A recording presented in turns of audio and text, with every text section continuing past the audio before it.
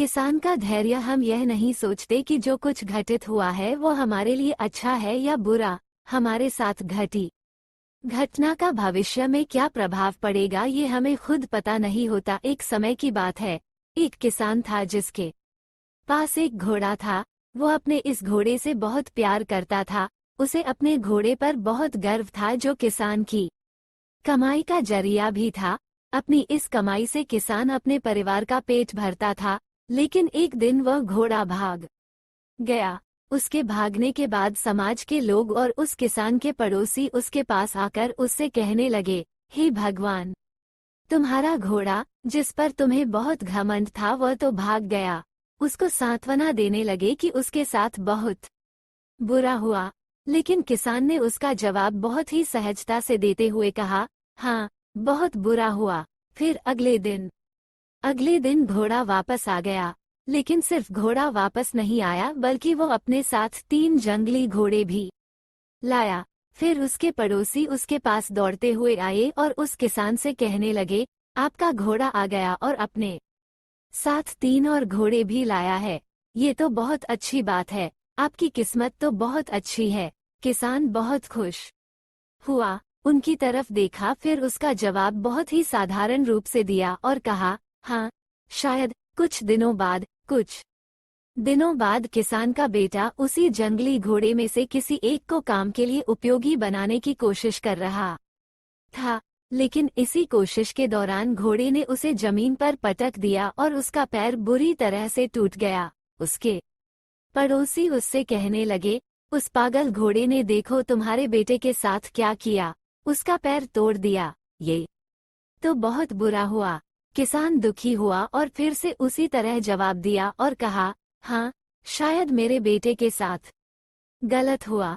अगले दिन सेना के कुछ जवान उस किसान के घर आते हैं जो जंग छिड़ने के कारण नए जवानों की भर्ती कर रहे होते हैं। उसमें से एक जवान ने किसान के बेटे को देखा और बोला, इसका तो पैर टूटा हुआ है, हम इसे सेना में भर्ती नहीं कर सकते।